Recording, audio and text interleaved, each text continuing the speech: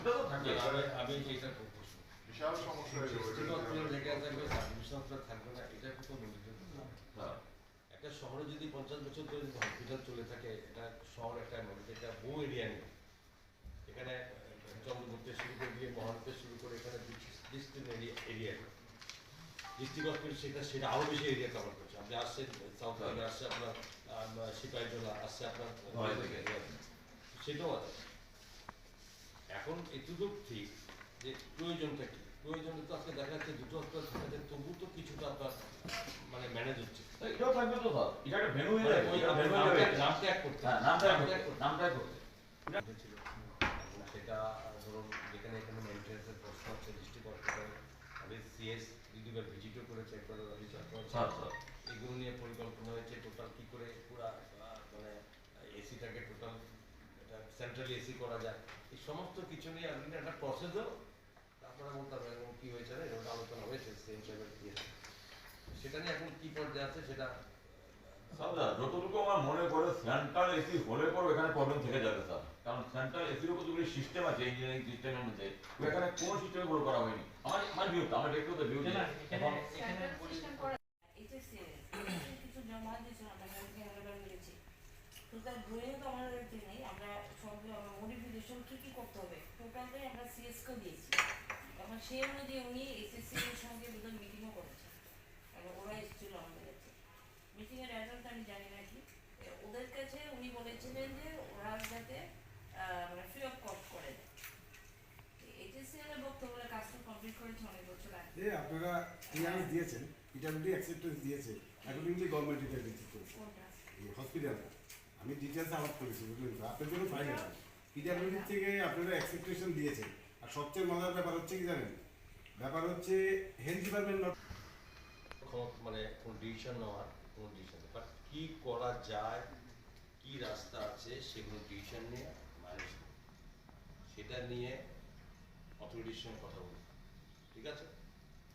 আপনাদের কাছে আমার প্রশ্ন এটা ছিল যে এটা খুব হাই প্রোফাইলে যখন সিএম সাহেবকে বলার পরে উনি সিএস সাহেবকে পাঠিয়েছে এই হসপিটালকে পার্সোনালি ভিজিট করার জন্য, এবং সেটা আপনাদেরকে নিয়ে ভিজিট করেছে।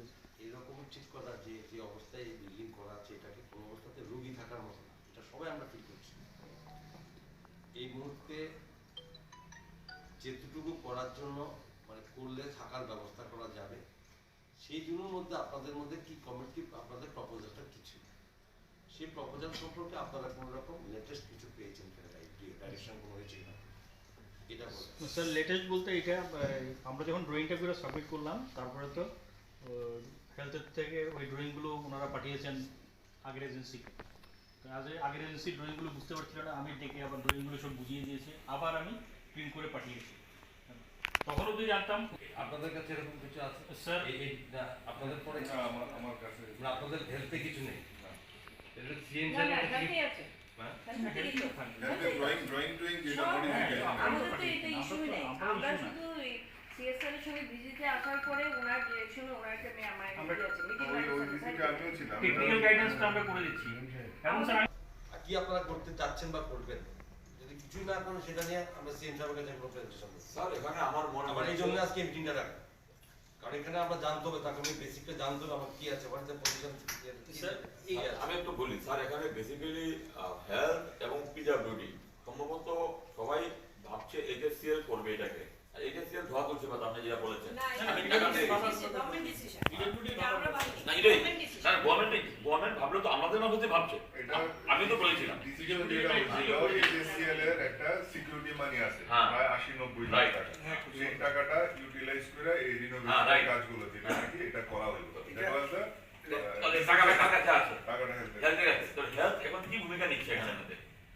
একটা জায়গাতে আসেন আসলে এই মডিফিকেশনটা দরকার, রিকোয়ারমেন্টটা তো আপনাদের লেভেলে আসা, ওটা এসে গেছে না এটা ওটা তো ওই এটা যে টাকাটা দিবে আমি স্পেশালিস্ট করা ওনারা, তো ওনাদের থেকে তো ওপিনিয়নটা লাগে সিস্টেমেটিক্যালি আসবে। আচ্ছা আপনি মধ্যে প্রপোজাল পাঠানোর জন্য ক্রিয়াশীল প্রপোজাল পাঠানোর জন্য আগে ডিসিশন নিতে হবে কে করবে, কে যদি পিডব্লিউডি করি না ডিসিশন আছে ওইখানে করবো আমাদের দিলে তো আমরা পিডব্লিউডি রেডি করে করে তাহলে আমরা এস্টিমেট এসএসসিএল কে ডাকতে গেলে আবার এইচএসসিএলকে আবার ওই ডিসির 1.5 কোটি দেওয়া মানে জলে টাকাটা ফেলে দেওয়া মনে করি না ওরা ডিটেইলস করে তারা এই সম্পর্কে যে টোটাল যে ওদের যে মানে ওপিনিয়নটা রাখবো কি করলে কি হবে সেটা হেলথ ডিপার্টমেন্টের কাছে এসেছে স্যার। হ্যাঁ যদি হেলথ ডিপার্টমেন্ট এসে থাকে এই সম্পর্কে কোনো কিছু আপনারা স্টেপ নিয়েছেন, আমার প্রশ্ন হচ্ছে সরাসরি এটা। যদি আপনারা যদি নাই স্টেপ নেন তো আমরা এখানে আলোচনা করে জানতে পারবো যে আপনারা স্টেপ নেন, তাহলে সিএস এর যে চেষ্টা বা মিটিং যাতে এত ইম্পর্টেন্ট ছিল যে আপনার সিএস কে পাঠাতে হয়েছে, তো সিএস যদি এসে যদি আলোচনার পরে যদি কোনো রকম এটা প্রগ্রেস না হতো তাহলে আর কি আলোচনা হবে, কি দরকার ছিল? স্যার পিডব্লিউডির তরফ থেকে যেহেতু ক্লোজ হয়ে গেছে, সে তো জানি they are not related with the health department. এটাই তো তো সেখানে আমরা ডিসিশন নিতে হবে ঠিক কোশ্চেনে এই যে সেল টাকা যেটা আমরা বলছি যে ফরবিট করব এটা ফরবিট করার যোগ্য কিনা হেল্প কেন বলতে তারা আমার যেহেতু তো মনে হয় না আমার মনে হয় না। তারা যেহেতু claim করেনি। একেবারে ক্লোজ হয়ে গেছে, একেবারে ক্লোজ হওয়ার পরে আমি এতদিন পরে তারা এটা বললেন। দেখুন আপনি তো এটা following rectification is necessary, you are requested to do it, otherwise you forfeit understand money will be forfeit, এক নোটিশ দিয়ে দিলেই তো হয়। এই কাজগুলো হ্যাঁ, যদি করে ওটা ভালো জিনিস। otherwise নোটিশ দিতে পারবে একটা। forfeit হয়ে যাবে within 1 month 2 month যা বলে। তারপর ওটা কোর্টে যাক এটা আলাদা Make it কথা। a part of the agreement, close of the agreement. ঠিক আছে স্যার আমরা সেগুলো নিয়ে ওদের তো একটা খুব মানে আলোচনার বিষয়বস্তু এটা। ডক্টর আপনি বলতে পারেন আপনারা যে আমাদের ডক্টরের অনেক আছে, আমরা চাইলেও আমরা সাফিসিয়েন্ট বা সেই ইয়েতে আমরা ঠিক মতো আমরা পাই না, অভাব আছে। সব হসপিটালে চাই, শুধু পেশেন্ট উদ্যোগ হসপিটালে সারা রাজ্যেরই ট্রিটমেন্টটা ঠিক মতো থাকবে, এছাড়া আমরা চাইলেও সব রকম সেরকম পাই না। তারপরেও যা আছে তাদের ডিউটি সম্পর্কে ঠিক আছে, তাদের ডিউটির পারফরমেন্স ঠিক আছে। ডক্টরদের সম্পর্কে চায় না কেউ, সাধারণত কেউ এটা ব্যাপারে কেউ না গোলাতে, তখন তাদের ডিউটি আর এখন এগুলো তো দেখতে লাগবে। করা উচিত হাসপাতালে স্পেশালিস্টরা তারা করেনি, সে পর্যন্ত ভিজিট করে কিনা, অন কল থাকে কিনা, এবং এটাও একটা সমস্যা স্যার। ডাক্তার যদি থাকে আগরতলাতে অন কল থাকলে পরে একটা রোগীর খুব খারাপ অবস্থা, কোন সময় গাড়ি আইবো কোন সময় যাইবো। আমাদের দরকার নেই, এগুলো আমরা কম দেখা হতো। এখন যেহেতু এটা সেন্সিটিভ হয়ে গেছে, বিভিন্ন পেশেন্টের প্রবলেম, একদিকে নাই লিফট, একদিকে নাই এসি, এখানে ভিতরে রুগী জন্মের পর থেকে শ্বাস নিতে পারে না, সমস্ত সমস্যার সঙ্গে বা ডক্টর সমস্যা থাকে, সেটা তো ইঞ্জিনিয়ার লাগে না, ডক্টর দিয়ে বানাই দিতে হবে। স্যার 24 আওয়ার চালাতে কোনো কি আপত্তি আছে, সমস্যা কি আছে 24 আওয়ার চালাতে? আওয়ার চালাতে স্যার এক্স-রে 24 hours আপনি কি চালু স্যার এক্স-রে আর প্যাথোলজি আমি সেম বছর কথা বলছি টোটাল ল্যাবটেক আছে 8 জন স্যার। তো আউট অফ ইট আমরা এই প্যাথটা স্যার 3টে ডিপার্টমেন্ট ডিল করে sir, microbiology, pathology and biochemistry sir. তো উইদিন স্যার আমরা রাতে আমরা যে কালেকশনটা দেখতে দেখছি স্যার, এটা 90 স্যার 90 পেশেন্ট স্যার, পার পেশেন্টে টেস্ট কিন্তু অনেক বেশি sir. We have seen the number patient, একটা পেশেন্টে স্যার 5-6টা টেস্ট করতে হয় স্যার। তো এই ল্যাবটা 3টা সাবজেক্ট ডিল করে, যেহেতু এক একটা সাবজেক্ট আমি যদি 2 জন করে যদি আমি ল্যাবটেক দিই, 6 জন আমার সকালে লাগে স্যার। তো আমার কাছে আছে 8 জন, তো 6 জন দিলে বাকি 2 জন দিয়ে আমি বাকি ইভিনিং নাইটও 3টা শিফট চালাইতে একটু কষ্ট হয় দেখে আমি সিএমওর সঙ্গে বলছি যদি 3 জন থেকে 4 জন ল্যাব টেকনিশিয়ান। না এটা ঠিক আছে, বাট আপনি কি মাইক্রোবায়োলজি করেন আপনি কত microbiology concept rightly pointed out, সবগুলোই কিন্তু 2 জন করে লাগবে।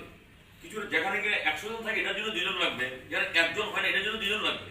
কিছু তো ডিস্ট্রিবিউট করো, তো কিছু তো ডিস্ট্রিবিউশন করো। আমি যত জানি মাইক্রোবায়োলজি 2 জন লাগবে না, আপনি 5 জন তো আপনি মর্নিং এ আর এক জন ডে ইভিনিং আর 1 অফ, কি সমস্যা? আর আপনাদের আছে এটা তো सर ये जो मशीन है ये कम जगह है हॉस्पिटल में, तो दे कैन इजीली डू। दूसरा एनएचएम ने भी एक लैब एस्टैब्लिश करी है जो 8:30 to 4:30 वो भी वही टाइमिंग करती है, और ये लोगों का भी सेम टाइम। ওটা শিফটিং করা যায় না, 2টা টাইম শিফটিং করা যায় না। এনএচএম তো সামনে एनएचएम जो लैब তো বইয়ে দেব না, সেটা দিও তখন তো পকেটে টাকা বাইরে করে দিতে হবে।